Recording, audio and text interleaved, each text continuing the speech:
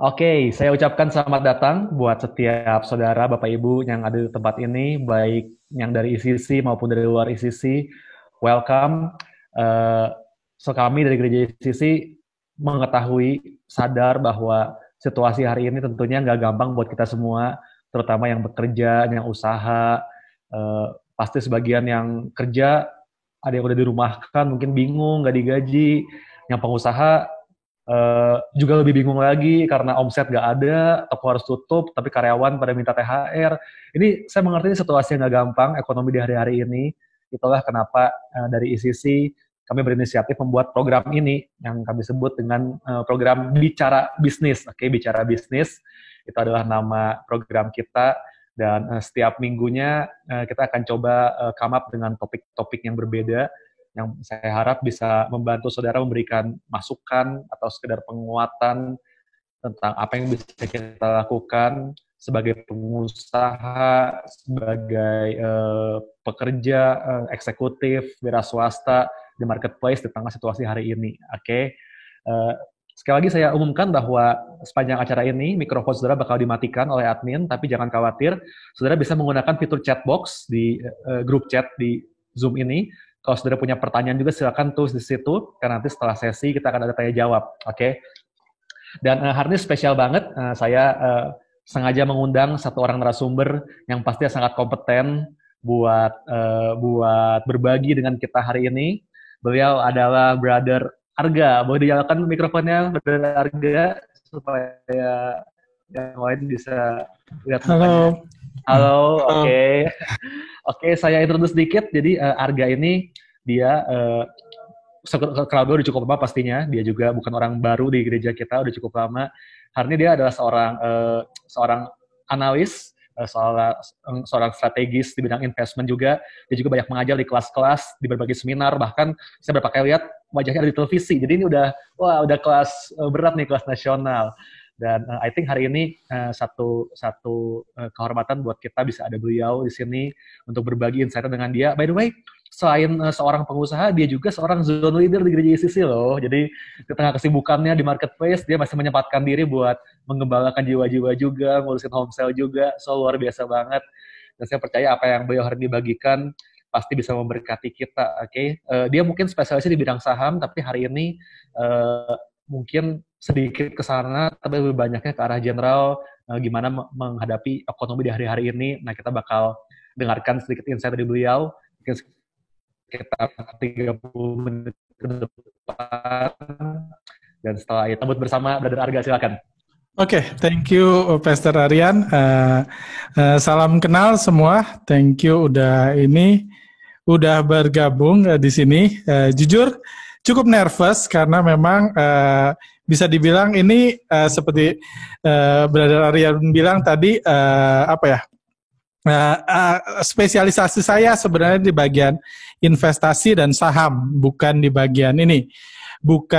Saya sendiri punya bisnis yang dijalankan, ya bisnis pada umumnya, cuman ya spesialisasi saya lebih ke arah saham. Jadi saya ketika diminta ini, saya bilang sebenarnya harusnya saya yakin di sini pun ada banyak pengusaha yang lebih kompeten lah dari saya untuk share kalau dalam hal bisnisnya. Tapi saya pikir-pikir ya mungkin saya bisa share sedikit tentang apa yang saya pelajari kurang lebih karena bisnis saham itu umumnya terdampak duluan, bukan umumnya, realitanya terdampak duluan. Jadi ketika Jakarta belum di lockdown, belum ada social distancing, belum apa, bisnis saham udah porak-poranda duluan. Di sisi lain, umumnya bisnis saham juga recover duluan.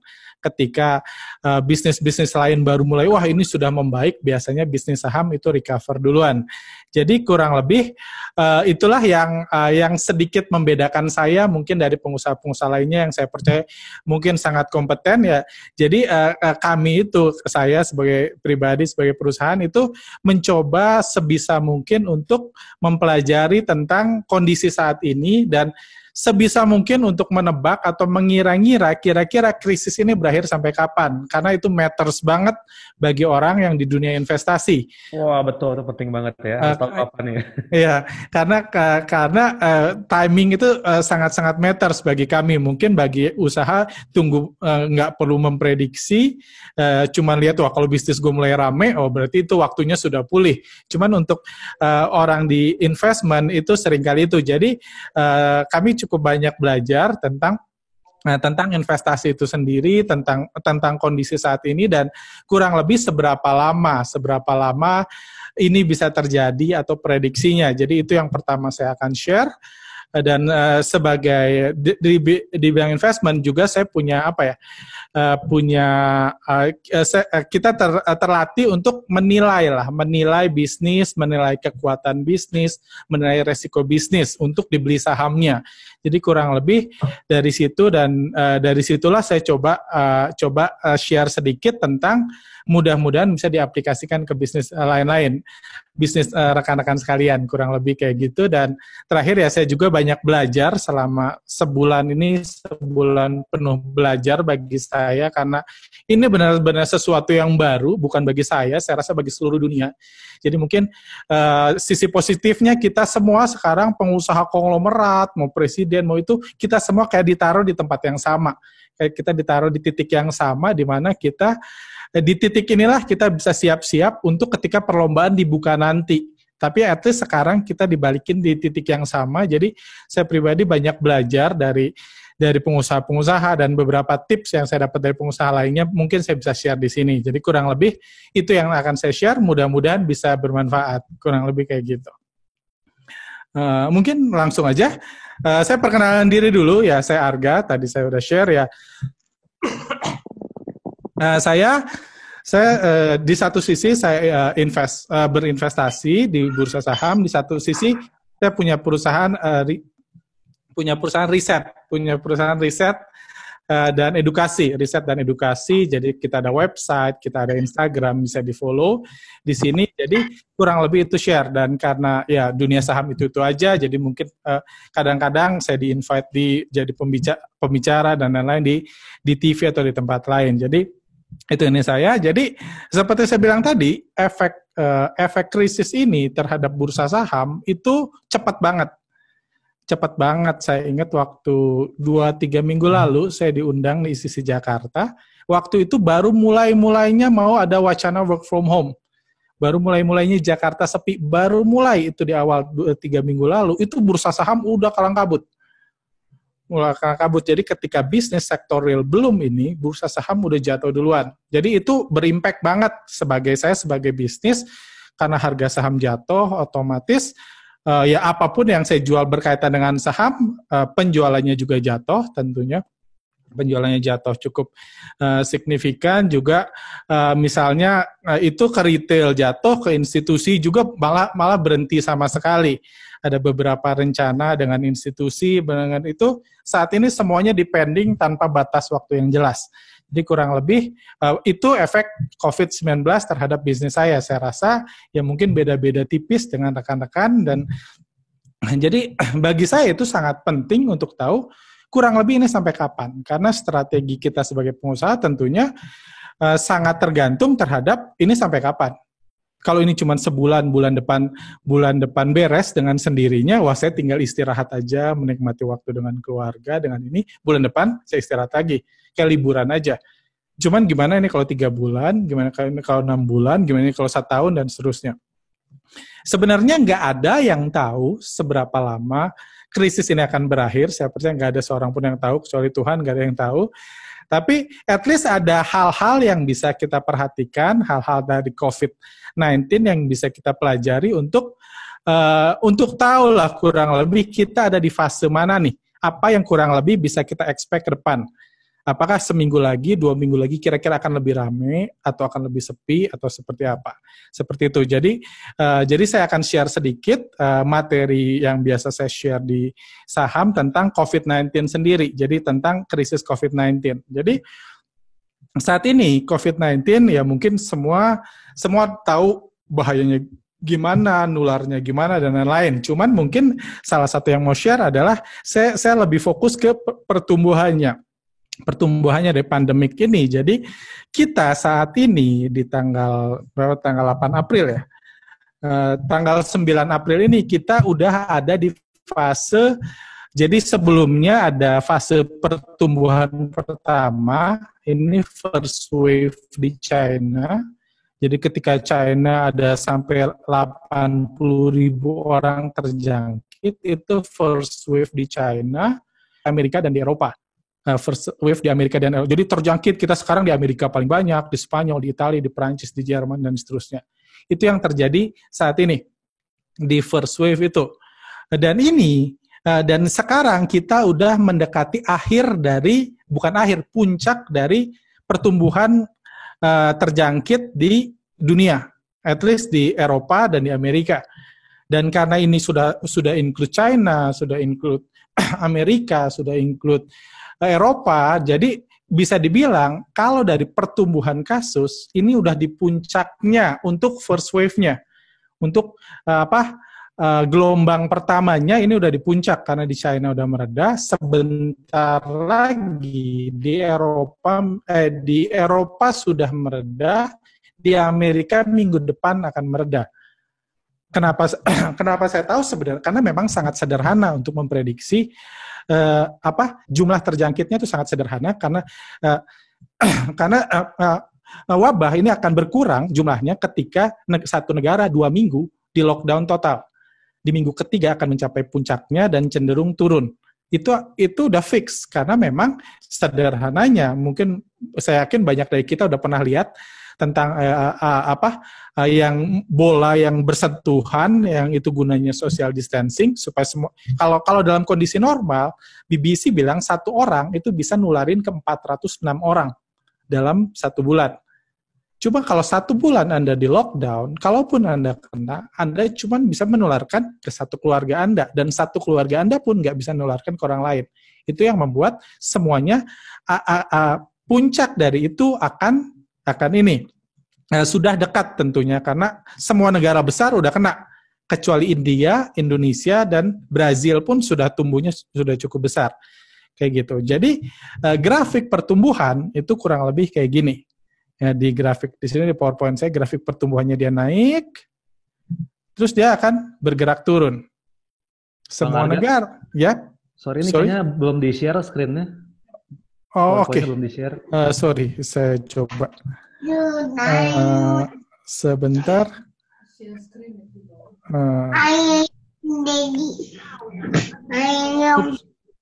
Share screen. Oke.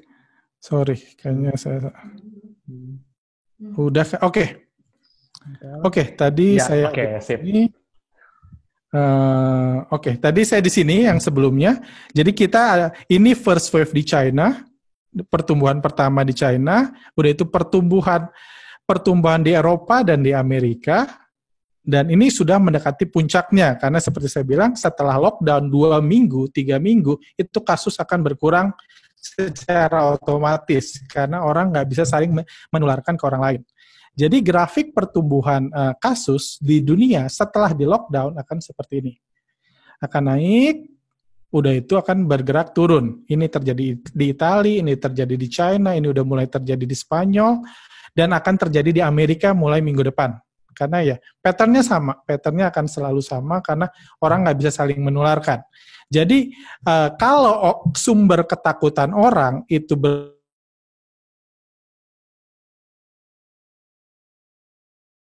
orang akan berkurang. Karena salah satu yang berdampak banget pada bisnis adalah ketakutan seseorang terhadap sesuatu. Karena orang yang takut biasanya nggak belanja. Orang yang takut biasanya nggak beli mobil, nggak beli rumah, nggak beli itu. Jadi dari sisi ketakutan itu sebenarnya untuk bisnis, ketakutan itu harusnya sudah mendekati puncaknya saat ini. Dari sisi ketakutan, udah itu turun. Udah itu cenderung turun, karena kita udah ngerasa semua nih, Perdana Menteri udah kena, istri Presiden udah kena, Pangeran udah kena, jadi kita udah dapat poinnya, semua orang bisa kena, itu kita udah dapat. Dan sekarang pertumbuhannya akan berkurang di minggu-minggu yang akan datang. Cuman ada bahaya lanjutan, itu second wave. Ini juga yang jadi ketakutan mungkin hampir semua pebisnis, pelaku pasar. Singapura dan Jepang itu udah mereport ada second wave. Jadi gelombang pertama diatasi, mereka mulai santai, orang mulai saling menularkan lagi, di lockdown lagi.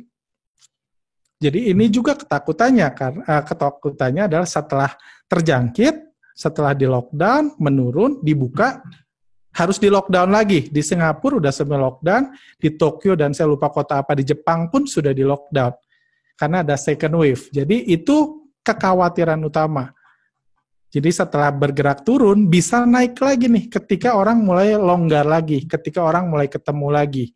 Cuman kabar baiknya di China sekarang mereka bisa mengatasi second wave. Dengan so far bisa menyetop second wave dengan cara apa? Benar-benar mereka itu orang di barcode. Mungkin bisa cari videonya di Facebook, di CNN, semua orang di barcode, semua orang dia tahu dia pernah dekat sama orang yang kena COVID atau enggak. Kalau pernah dekat ada di handphonenya barcode-nya warna merah, dia udah nggak boleh keluar rumah, dia harus stay at home. Jadi pakai teknologi di China bisa diatasi. Cuman memang sangat sulit itu bisa diterapkan di Indonesia. Jadi itu kekhawatirannya. Jadi saya coba di part pertama ini saya coba nakut-nakutin dulu lah. Coba nakut-nakutin dulu supaya kita kan harus prepare for the worst, hope for the best kan. Jadi saya coba nakut-nakutin dulu. Jadi itulah resiko pertama. Resiko selanjutnya adalah second wave. Itu buat global ya pada umumnya. Masalah sekarang pertanyaannya di Indonesia udah fase mana nih? Di Indonesia udah fase mana masih tumbuh? Apakah di Indonesia sudah mencapai puncaknya? Nah, itu dia masalah kita orang di Indonesia. Kenapa? Karena masalah di Indonesia itu yang menyedihkan, tes di Indonesia itu dikit banget. Jadi kita heboh tahu 434.000 orang terjangkit di Eropa. Kenapa bisa tahu 434.000 orang terjangkit? Karena di Amerika ada 2 juta tes. 2,2 juta tes, makanya bisa ketahuan. Karena istilahnya anak baru bisa nggak naik kelas kalau udah sekolah. Orang baru bisa terjangkit COVID kalau udah dites. Dan di Amerika rata-rata itu ada 6.674. Di Spanyol itu 7.000, jadi per 1 juta populasi di Spanyol ada 7.500 yang dites. Di Italia lebih gila lagi, 13.000 orang dites per 1 juta populasi. Itulah yang membuat angkanya jadi besar karena banyak orang dites. Di Indonesia nggak dites. Di Indonesia itu sampai kemarin itu total tesnya baru 14.354. Kalau dibanding 260 juta orang Indonesia, baru 52 orang dites dari 1 juta penduduk. Jadi kita nggak punya bayangan sama sekali. Sekarang itu yang kena berapa? Kita cuma dengar di grup-grup itu ada yang kena, ada yang meninggal sebelum dites, dan lain-lain. Jadi di Indonesia masalahnya tesnya belum dilakukan secara massal, jadi belum ketahuan nih. Belum ketahuan apakah program ini pembatasan dalam skala besar ini PSBB ini berhasil, apakah lockdown berhasil, social distancing belum tahu karena belum ada parameternya. Itu yang kurang baik buat Indonesia saat ini, karena Indonesia itu salah satu negara yang paling buruk jumlah tesnya saat ini. Jadi kalau di Indonesia dites 2 juta orang, jangan-jangan yang kena udah 200.000. Cuma kita nggak pernah bisa tahu karena yang dites baru 14.000 orang. Kalaupun 100% persentasenya ya cuma 14.000 yang kena. Masih kalah sama Swiss, kayak negara-negara yang terjangkit besar. Itu patternnya satu yang pasti, mereka menguji dalam jumlah besar. Swiss negara kecil bisa kena 23.000 karena dia menguji per 1 juta orang 19.000. Jadi itu masalah Indonesia yang pertama. Jadi belum ada tes. Jadi kalau ditanya kapan ini social distancing, lockdown ini akan dibuka, pertanyaannya gimana pemerintah mau memutuskan kalau dites saja belum. Jadi itu masalah besar yang kita alami di Indonesia karena belum ada tes. Cuman kemarin ada kabar baik kalau udah datang 13.000 tes. Jadi ini bukan rapid test ya, karena rapid test itu persentase keberhasilannya jelek, jadi nggak dianggap sebagai tes. tes PCR-nya kemarin ada 13.000 datang, dan rencananya saya nggak tahu ini dimulai kapan, cuman akan dilakukan 5.000 sampai 10.000 tes per hari, supaya dalam 1 bulan setelah ini dicoba bisa 13.000 orang dites. Ini kabar baik buat kita, karena at least sekarang bisa mulai kelihatan nih grafiknya. Biar mulai kelihatan grafiknya, biar kita bisa ngira-ngira kira-kira Indonesia ada di fase mana. Jadi itu hal penting lain yang perlu kita ini. Mudah-mudahan ini cepat dites. Kalau saya lihat pengumuman tadi sore belum ada pertambahan signifikan dalam jumlah tes. Cuman namanya dites social distancing, semuanya itu baru bisa diputuskan setelah tes dilakukan. Jadi kalau nanti rekan-rekan misalnya seminggu ke depan atau 3-4 hari ke depan, tiba-tiba dilaporkan ada 2.500 kena, nggak usah khawatir. Karena memang baru ditesnya sekarang. Mungkin udah kena berminggu-minggu orang itu, cuma baru ditesnya sekarang. Jadi nggak usah terbawa panik kalau tiba-tiba ada lonjakan besar di Indonesia, karena itu udah expected kok. Udah expected karena Indonesia saat ini mengetes dalam jumlah sangat kecil. Kayak gitu. Terus solusinya apa? Pertama solusinya itu ya solusi dari masalah ini adalah permanent solution-nya itu ketemu vaksin. Jadi karena virus itu dibunuh sama antibodi, cara mengatasi virus adalah orang divaksin COVID-19. Jadi kalaupun terkena dia nggak apa-apa dan nggak menularkan ke orang lain. Itu solusinya. Menurut Bill Gates dibilang saat ini ada 7 vaksin yang sedang diuji di dunia, cuman paling cepat ini bisa digunakan 12 bulan sampai 18 bulan ke depan. Salah satu penyebabnya karena vaksin itu, kalau saya nggak salah baca, itu orang harus divaksin sekarang, ditunggu 12 bulan. Ini orang masih hidup nggak setelah 12 bulan? Setelah itu berhasil, baru bisa diproduksi massal. Jadi ada range dari tes pertama sekitar sebulan lalu ya masih 12 sampai 18 bulan lagi vaksinnya ada dan bisa diproduksi sampai massal. Kurang ininya lagi, Indonesia so far belum punya calon vaksin. Artinya apa? Kalau vaksinnya ada, harusnya negara Eropa dulu yang dapat, negara Amerika dulu yang dapat, baru mungkin masuk ke negara berkembang seperti Indonesia. Itu juga masalahnya lagi, itu solusi pertama. Solusi kedua adalah temporary solution-nya yang dilakukan sekarang. Mau di lockdown, mau social distancing, atau massive test. Jadi 3 solusi ini, di lockdown, semua orang nggak bisa menularkan, terus massive test, jadi dites di mana-mana, dan social distancing. Itu temporary solution. COVID-19 itu nggak akan habis-habis kalau cuma pakai temporary solution.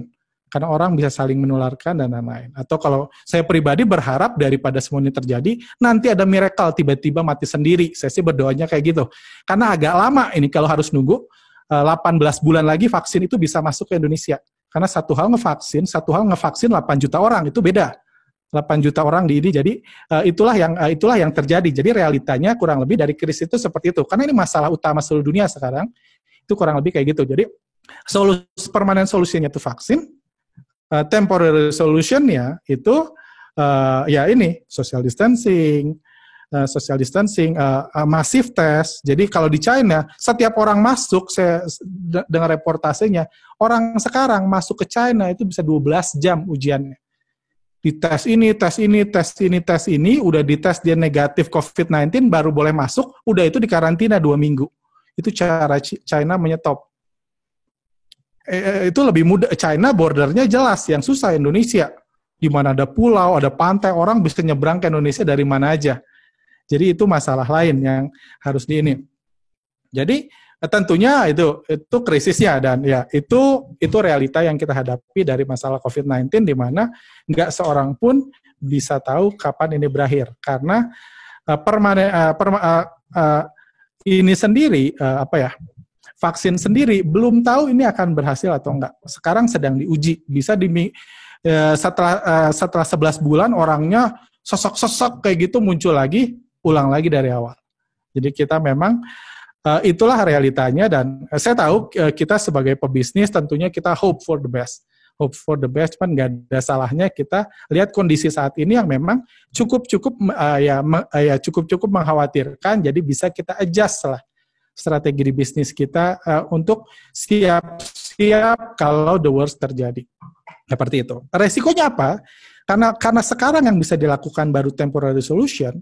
Jadi resikonya IMF bilang tahun 2020 ini kalau nggak ada miracle tiba-tiba hilang sendiri di virus, bakal ada global recession.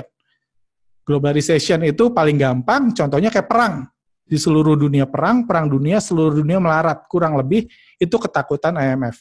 Nggak melarat kayak zaman dulu lah, cuman seluruh dunia harus mengencangkan ikat pinggangnya karena kesusahan pendanaan, kesusahan bisnis, kesusahan ini karena memang nggak banyak negara bisa hidup dengan social distancing dan lockdown.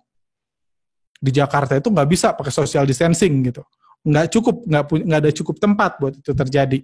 Jadi itu kekhawatirannya. Kekhawatiran kedua yang tentunya ini adalah social risk. Social risk itu bisa jadi kerusuhan karena orang-orang lapar atau simply orang nggak peduli lagi. Beberapa expert bilang di negara-negara berkembang yang nggak bisa lockdown, salah satunya Indonesia yang nggak bisa lockdown, mungkin ini diakhiri dengan orang-orang cuek. Herd immunity lah, semua orang tanggung jawab dengan dirinya masing-masing. Yang mau keluar, yang mau masuk, yang mau jaga diri. Itu social risk, dan social risk terbesar bisa ada kerusuhan karena orang lapar.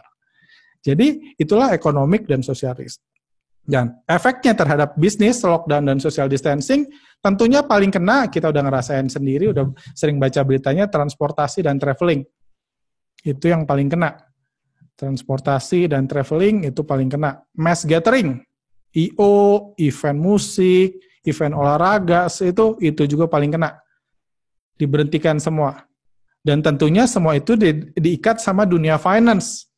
Yang ngasih pendanaan, ngasih itu pun kena secara langsung dari efek ini. Kurang lebih itu, mungkin ada beberapa yang saya lupa. Ada efek lain adalah penurunan consumer confidence. Apa itu consumer confidence? Adalah kepercayaan seseorang untuk mengeluarkan uangnya. Jadi dalam posisi orang takut, biasanya orang nggak kepikir untuk makan lobster.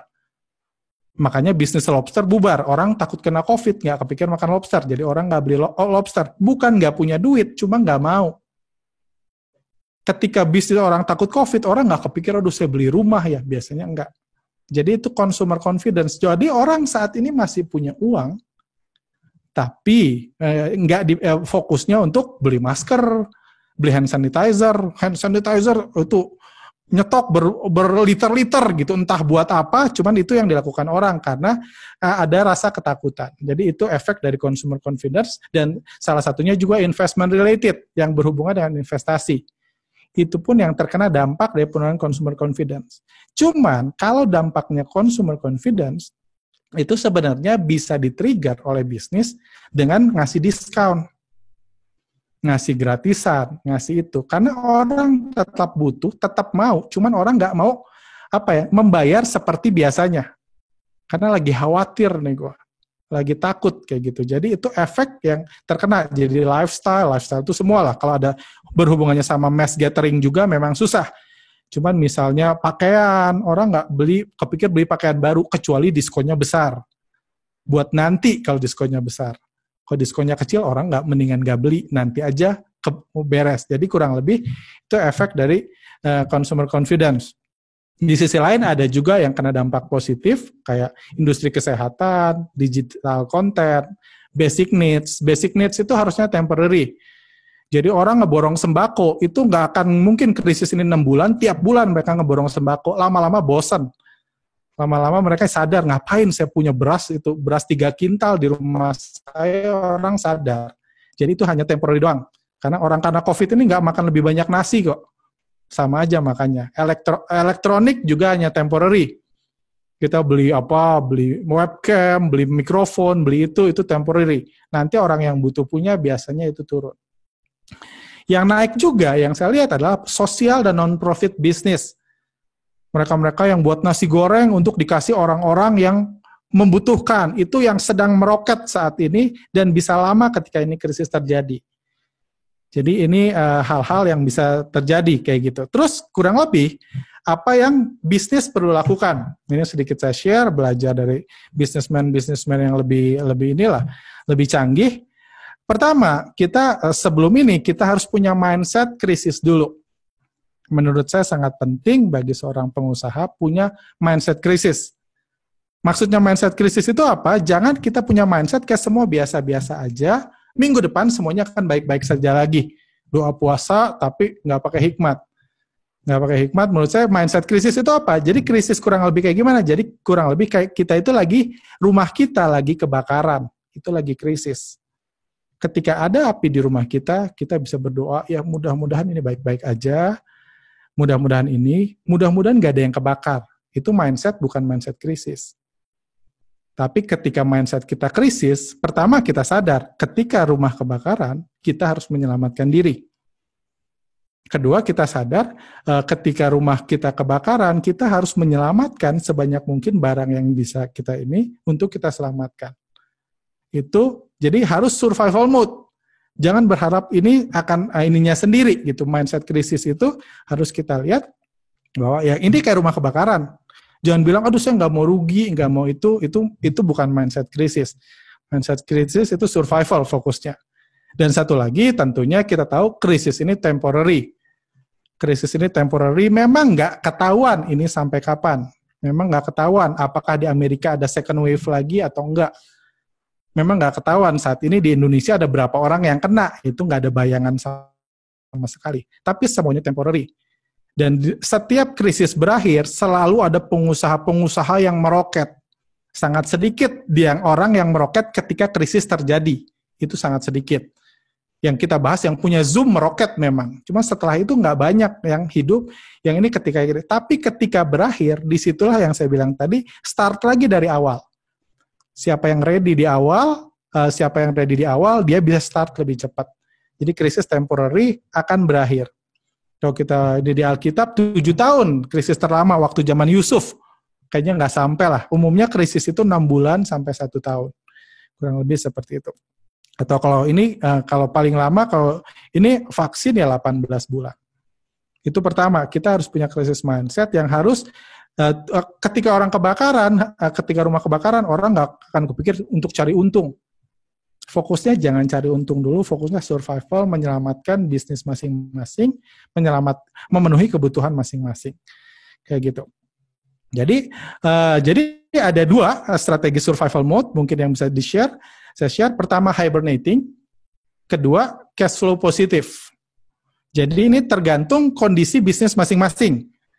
Hibernating itu mungkin mereka yang bisnisnya sudah cenderung berhenti. Ya udah berhenti, misalnya saya jualan di PVJ, sekarang PVJ-nya ditutup, berarti berhenti kan. Berarti berhenti itu ya di luar kendali kita, bukan salah kita, simply bisnisnya ditutup, karena mall-nya ditutup. Atau IO, atau fotografer, mungkin bisnisnya dalam masa hibernating. Hibernating kayak gitu, apa yang kita lakukan yang kurang lebih ya kayak hibernating, kayak kita punya HP, nyalain ke safe mode. Ini baterai tinggal 50%, dan saya nggak tahu kapan saya dapat lagi colokan. Jadi apa yang dilakukan sama kita masukin safe mode. Bluetooth-nya kita matiin, GPS-nya kita matiin, semuanya kita matiin, yang nggak terlalu butuh kita matiin.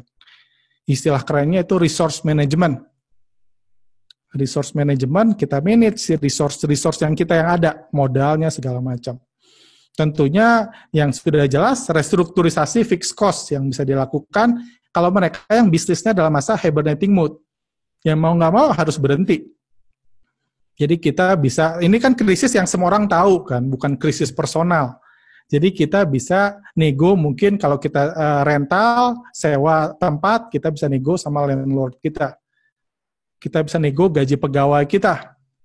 THR nih, mungkin mau nggak mereka THR yang Kristen, THR ke Desember, atau THR dicicil, atau apapun. Kita nego ke ini, karena pegawai pun tahu, kalau mereka maksakan diri, mereka malah akan dilepas, karena semua orang tahu krisis yang terjadi sekarang. Nah, kayak itu. Nah, dan bunga bank, pemerintah juga udah menganjurkan supaya bunga bank jangan terlalu mempush dan dibuat supaya kita bisa nyicil dengan bunga terbatas atau yang lain-lain. Jadi restrukturisasi fixed cost itu hal pertama yang perlu kita lakukan, kayak gitu. Terus kalau kita potongin semua, kita buangin semua, kita ini semua, apa yang perlu dipertahankan, yang saya pelajari, pertahankanlah hal-hal yang paling esensial untuk bangkit kembali setelah krisis.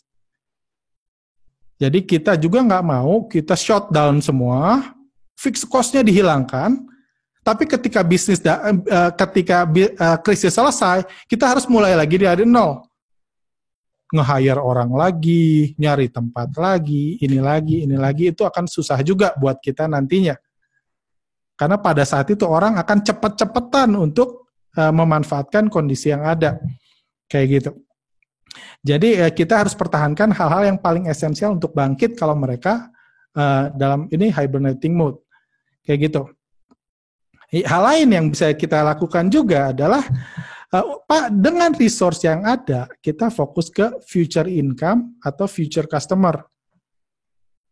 Future income atau future customer. Jadi future income ya, future customer misalnya. Kita ini misalnya kita fotografer misalnya.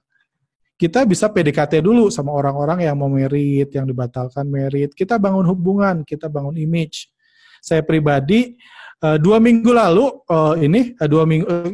saya salah satu produk saya ada seminar dalam kondisi kayak gini akan susah laku, dan seminar itu mass gathering kalau 50 orang datang nggak mungkin dapat izinnya, jadi seminar harus online. Seminar online orang karena ini biasanya nggak mau nge-spend dalam jumlah besar untuk seminar. Apa yang saya lakukan, saya buat seminar gratis yang daftar 2.000 orang seminar gratis. Apa yang saya lakukan? Ya saya cuman modal mikrofon, modal kayak gini kan. Saya nggak hilang modal apa-apa, cuman saya membangun hubungan dengan future customer.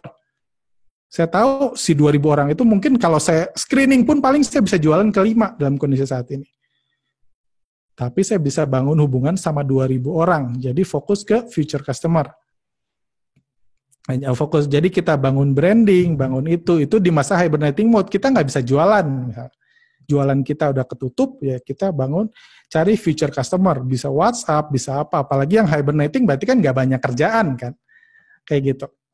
Dan satu juga yang ini adalah pertahankan, kalau bisa tingkatkan brand image kita.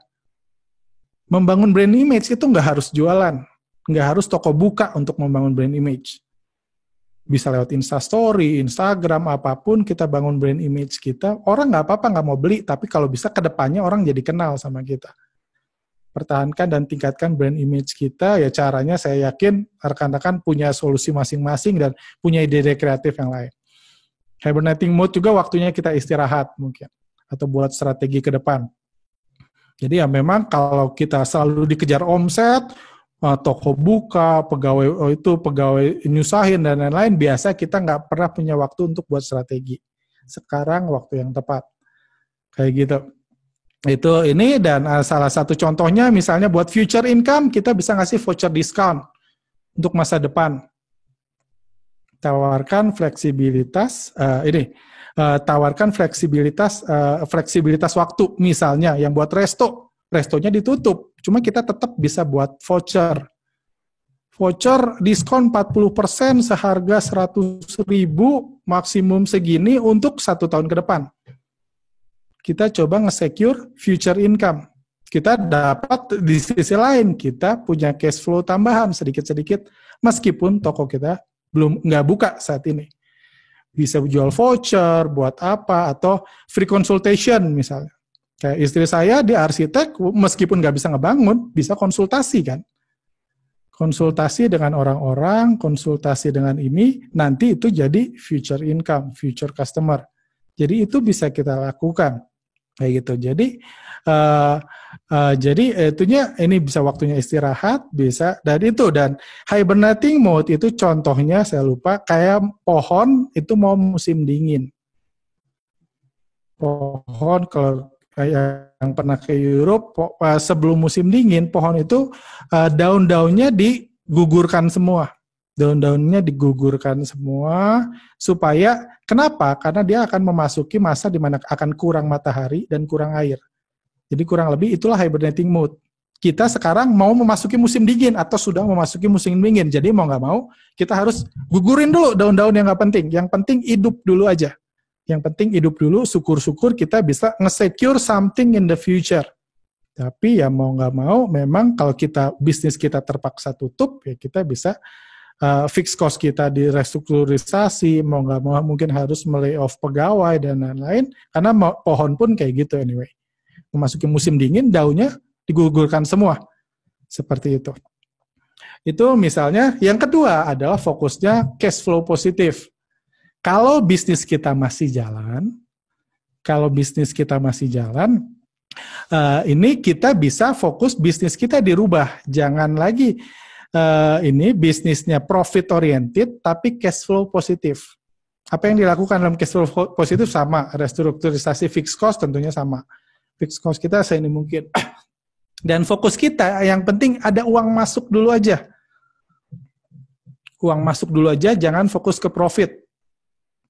Itu pertama, ada uang masuk. Kita jualan dengan diskonnya jangan basa-basi. Diskon 5%, diskon 10%, itu bukan era COVID. Kalau diskon 10% itu biasa, itu era normal. Era COVID 10% nggak ada yang lirik.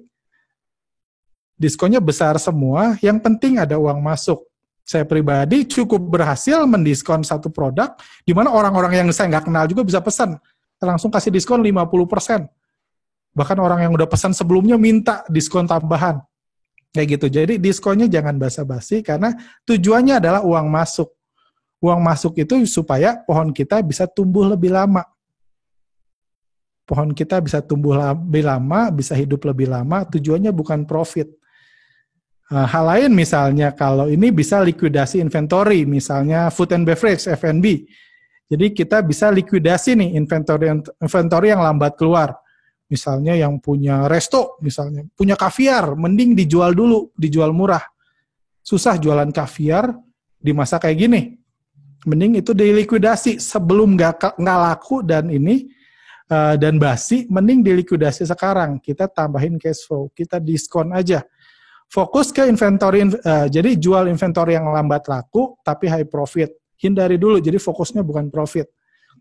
Ini contoh lagi yang gampang, mungkin yang food and beverage yang saya pelajari dari pengusaha itu F&B, kurangi menu. Saya kemarin pesan gulu-gulu, menunya tinggal dikit. Saya pesan gulu-gulu, menunya tinggal dikit. Even perusahaan sebesar itu pun, Sorcelli pun mereka akan mengurangi menunya supaya nggak macam-macam, nggak harus banyak. Kan inventory mahal, tentunya rekan-rekan yang bisnis makanan lebih tahu inventory mahal. Jadi fokuslah ke menu yang dikit, yang paling laku, yang bisa dikirim. Yang bisa sekarang kan harus dikirim semua pakai ojol. Kayak gitu. Itu terus ya kembali lagi, yang ini adalah untuk cash flow positif, supaya uang masuk, kita diskon besar-besaran, tapi pertahankan kualitas. Orang ilfil biasanya kalau beli diskon, tapi kualitas langsung turun, apalagi dalam masa kayak gini. Diskonnya besar-besarkan, pertahankan kualitas, profitnya dibatasi aja. 0 sampai 10%. 0 pun nggak apa-apa. Karena kalau 0% artinya ada uang masuk, artinya pegawai kita nggak perlu di layoff. Kita sedang siap-siap untuk masa setelah krisis. At least kita dapat gaji. Kalau 0 kan, berarti kita cuma nggak tambah kaya 0 itu. Tapi kita bisa hidup lebih lama. Salah satu juga yang cukup populer sekarang buat program giveaway. Kalau ada yang pesan pizza, saya kasih pizza buat ojolnya atau apa. Itu pun sangat populer sekarang. Buat program giveaway, karena ternyata cukup banyak orang yang pengen menyumbang, yang khawatir dengan orang-orang yang kerjanya day to day dan mereka pengen menyumbang. Kalau bisa menyumbang sambil makan enak, mereka lebih senang lagi. Kayak gitu. Jadi buat program giveaway, kembali lagi semua bisa dikorbankan. Yang penting selama pikiran kita cuman cash flow positif. Kalau pikiran kita profit besar, itu akan susah karena keikat di mana-mana kan. Kayak gitu. Dan itu karena fokusnya tetap ada uang masuk, bukan ini. Dan struktur bisnis kita bisa tetap terjaga di masa krisis. Itulah bisnis cash flow positif. Jadi untung nanti aja. Yang penting struktur bisnis kita itu kita tetap terjaga, nanti krisis berakhir, kita bisa start lagi. Atau misalnya pegawai dibagi 2 shift, itu yang saya banyak dengar dari pengusaha F&B gitu. Atau yang tentu juga yang ini adalah ningkatin standar hajat di sisi itu diet plus ya. Kogideon semua di termometerin, itu akan menenangkan banyak customer. Kemarin saya beli lotek macan, ada repeatnya. Di plastiknya dikasih repeat doang, nggak sampai 100 perak itu repeat. Tapi kan kita ngerasa safe, ternyata sekarang ditutup. Jadi nggak bisa diracuni sama abang ojek online. Apapun buat orang bisa melihat kalau kita ningkatin standar kebersihan. Itu akan menyenangkan orang. Saya sendiri masih ingat, saya tiap hari pesan ojek online, cuma ingat yang macan itu, karena pakai repeat doang. Macan ya. Oh, Mahmud, sorry, lotek Mahmud, bukan macan. Seperti itu. Jadi itu tingkatkan standar ini. Kalau food and beverage, mungkin yang lain bisa ngasih masukan juga. Kayak gitu. Dan satu lagi terakhir mungkin beberapa tips yang saya pelajari dari banyak tempat. Mungkin saran saya stick sama expertise dan buat inovasi di masa krisis. Saya sih kurang yakin strategi. Misalnya selama ini jualan makanan. Karena krisis jualan hand sanitizer. Saya kurang yakin orang kayak gitu bisa bertahan lama bisnisnya. Karena itu bukan expertise dia. Sekarang semua kenal udah kebanyakan. Karena saya sendiri sama istri sadar. Saya beli hand sanitizer udah 2 bulan belum habis-habis. Orang nggak butuh 1 liter hand sanitizer, apalagi kalau dia di rumah aja. Jadi nggak usah musiman, stick sama expertise kita. Kalau kita buat makanan ya coba pikir gimana supaya makanan kita bisa laku. Nggak usah jadi ngejahit masker gitu. Karena itu akan mengorbankan struktur bisnis kita. Chef kita disuruh ngejahit itu lebih mahal lagi gitu kan. Akan mengorbankan struktur bisnis kita dan akan hilang expertise, akan menghilangkan branding kita. Ini bisnis biasa apa, kenapa jualan hand sanitizer? Itu akan merugikan menurut saya. Mungkin setiap orang punya kondisi lain-lain, cuman menurut saya lebih baik kita stick, ya kita akal-akalin lah gimana kita bisa tetap jualan dalam masa ini. Dan tadi sebisa mungkin pertahankan struktur bisnis yang paling esensial supaya bisa bangkit ketika krisis berakhir. Dan saya nggak terlalu menyarankan pengambilan resiko yang besar, apalagi kalau punya keterbatasan cash flow. Jadi jangan buat investasi besar-besaran dan lain-lain. Dan ini pertahankan dan tingkatkan brand image. Terakhir, krisis itu selalu temporary. Jadi nggak usah takut ini kiamat, bukan krisis temporary. Dan terakhir mungkin hal positif yang bisa kita ambil dalam setiap krisis adalah seperti Kanala ya bilang, krisis itu untuk buat pemurnian. Pemurnian bisnis, pemurnian bisnismen, pemurnian itu. Dan menarik dalam krisis ini, semua orang dalam posisi yang sama, tapi nggak semua orang reaksinya sama. Saya dengar alan saya katanya, di Jakarta konglomerat udah pada pindah ke Singapura, karena takut rusuh. Artinya dia punya ketakutan yang sama. Sekarang di Singapura, di lockdown dia kan. Sekarang Singapura duluan yang semi-lockdown, bukan Jakarta, kayak gitu. Kayak gitu, jadi semua orang dalam kondisi yang sama, dan tapi reaksinya nggak harus sama. Artinya di sini uang nggak terlalu penting lagi dalam bisnis dan lain-lain. Yang penting adalah salah satunya karakter. Karakter kita sebagai pebisnis itu lebih berpengaruh daripada modal. Karena pemilihan layoff atau enggak itu nggak cuma tergantung modal. Kalau seorang pengusaha mungkin tabungannya banyak, uangnya banyak, cuman dia bisa mikir mecat karena dia pikir ini krisis nggak tahu kapan berakhirnya. Bisa langsung di layoff. Sementara yang kita mungkin dengan ini milih kita nggak langsung dipecat, tapi misalnya dikurangin gajinya dan lain-lain, itu mainnya karakter, bukan hanya modal. Dan di masa krisis ini bisa pebisnis dengan karakter yang lebih unggul lah dibanding yang lain, itu bisa nyusul mereka-mereka yang mungkin punya modal lebih saat ini, tapi ketakutan setengah mati, malah kabur sekarang. Malah kabur karena ya memang ini menariknya krisis ini, nggak semua orang pun pernah punya pengalaman krisis yang sama. Jadi semua belajar dari nol, semua nggak tahu ini gimana nyelesainya, semua nggak tahu ini kapan selesainya. Jadi di situ karakter dan mungkin iman kita itu akan main di situ. Jadi kayak gitu. Jadi ini pemurnian yang menurut saya akan bisa ini. Oke, materi dari saya itu aja. Mudah-mudahan membantu. Silahkan saya membantu. Kalau ada pertanyaan buat saya atau buat ini, saya serahkan lagi ke Bro Aryan. Wow, boleh kasih tepuk tangan virtual kepada buat Arga ya, buat Bang Arga, luar biasa banget. Wow, thank you so much. Thank you. Saya pribadi sangat diberkati, sangat banyak insight. Nah, karena kebetulan saya juga pengusaha di bidang makanan pula kebetulan, jadi sangat banyak input yang bisa saya terapkan di usaha saya. Dan saya percaya buat setiap rekan-rekan yang lain juga banyak ide-ide yang bisa kita ambil dari sharing sejam tadi gitu ya. Kalau saya boleh rangkum sedikit, karena ini ada beberapa pertanyaan yang masuk, tapi kalau saya lihat sebagian besar pertanyaannya udah terjawab dari sesinya Beda Arga tadi. Kebanyakan nanya soal gimana survive di masa krisis ini, ketika bisnis menurun, omset menurun gitu ya, karyawan diapain.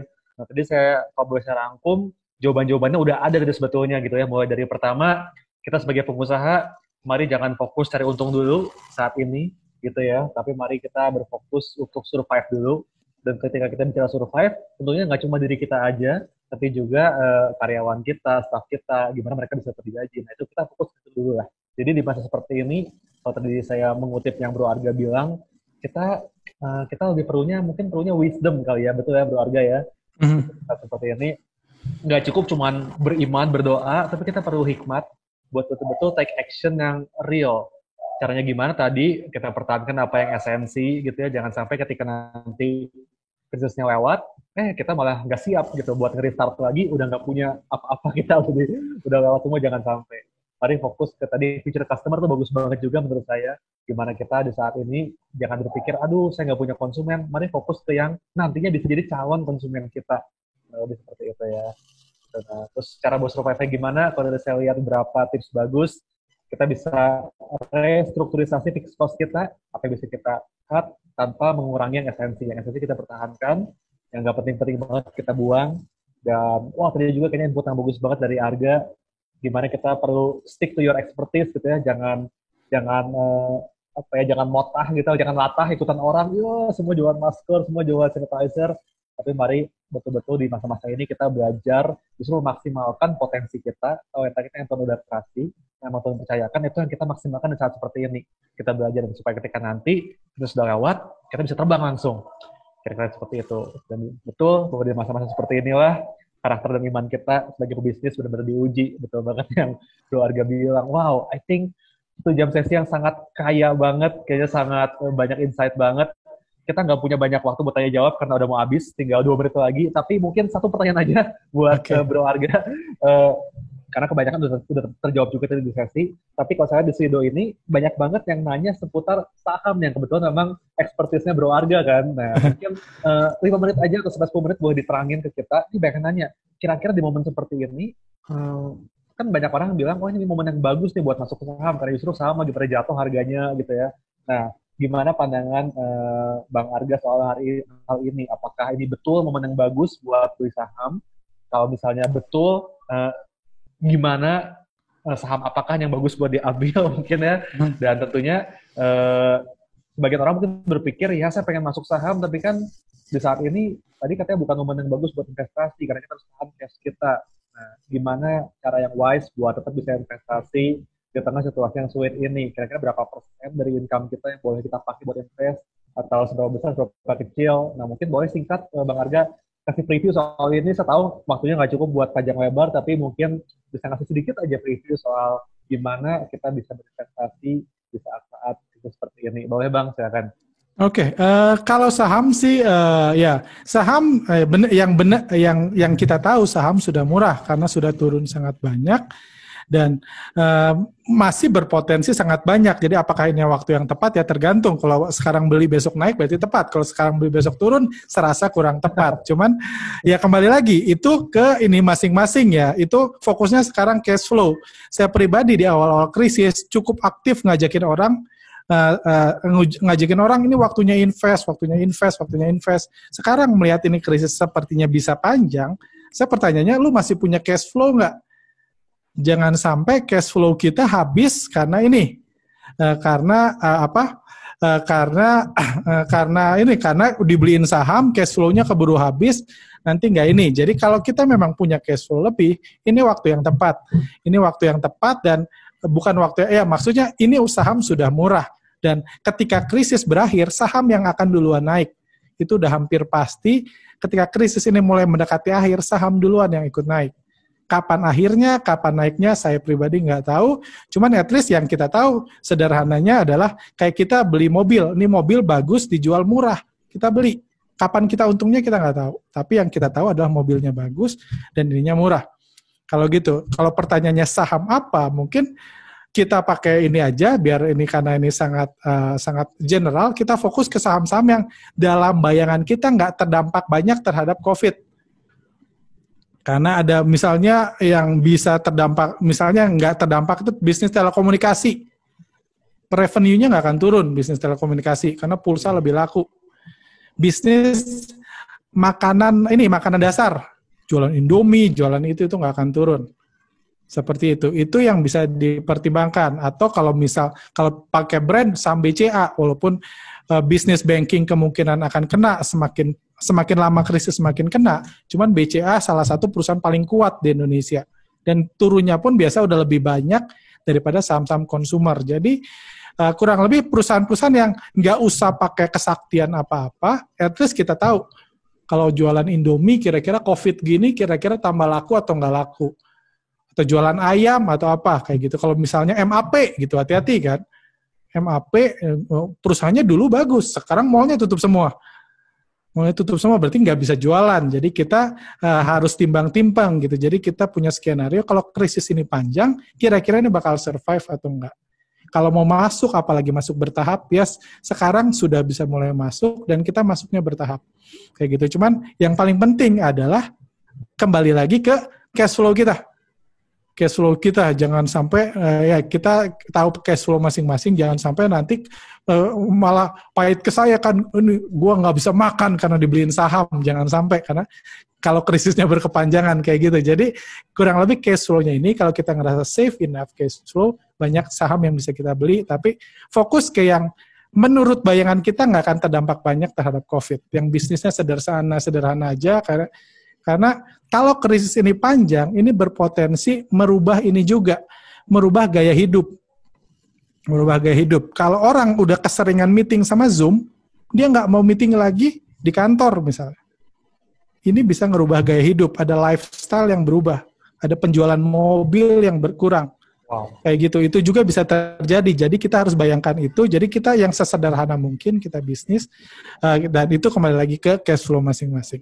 Kayak gitu. Wow. Ini ada beberapa orang yang khawatir kalau sampai bursanya ditutup. Kira-kira ini mungkin terjadi nggak Bang Arga? Dan kalau sampai dia, itu baik atau buruk kalau efeknya? Very, very unlikely, karena di Amerika, di Italia, di China pun bursa nggak ditutup. Di tengah COVID yang menggila, di lockdown bursanya nggak ditutup. Jadi itu sangat ini karena ada banyak sekali hal yang berkaitan. Maksudnya ada reksadana, kalau bursa ditutup, yang punya reksadana nggak bisa dicairkan. Nggak bisa dicairkan. Jadi ada banyak multiplier efek yang bisa memperumit kondisi. Harga bisa turun lagi, yes, saya sendiri ngerasa masih bakal turun lagi. Cuman kalau ditutup sangat kecil, karena multiplier efeknya banyak banget dan lebih banyak keruginya daripada di ini. Otoritas bursa udah buat banyak kebijakan untuk membatasi penurunan harga. Kalau yang udah invest atau trading di saham tahu kebijakannya itu di ini, cuman ditutup saya rasa so far nggak akan ke arah situ dulu. Oke. Gitu. Wow, thank you banget. Itu kayaknya cukup menjawab buat teman-teman yang berpikir buat investasi saham. Jadi dua kuncinya. Yang pertama tadi pertimbangkan saham-saham yang memang kelihatannya nggak terpengaruh dengan kondisi ini, malahan jangan-jangan malah untung gitu ya, seperti kasih tadi, ada komunikasi dan sebagainya. Dan yang kedua, tetap bijak dalam cash flow kita. Jangan sampai uang kita yang harusnya buat beli makanan, pas buat diinvestin, lalu orang istri nggak makan gitu. Jangan sampai juga gitu ya. Jadi mari tetap wise di situ. Well, nggak kerasa banget, udah sejam lebih, waktu kita udah habis. Terima kasih semua buat yang udah bergabung di sini. Saya harap sesi ini membantu, dan kita mungkin tahun depan bakal lanjut lagi dengan topik-topik lain seputar dunia bisnis. Tapi tetap saya berdoa kita semua di tengah krisis ini tetap Tuhan kasih wisdom, Tuhan kasih kebijaksanaan, hikmat buat kita mengambil keputusan yang tepat. Tentunya nggak semuanya gampang, tapi tadi tips-tipsnya banyak banget yang tadi Bang Arga udah bagiin. Kita harus pinter-pinter gitu ya dalam usaha kita, gimana maksimalin, mengefektifkan mengeluarkan semua biaya dan sebagainya. Tapi saya percaya kita lakukan dua-duanya lah. Kita beriman, kita berdoa, dan kita juga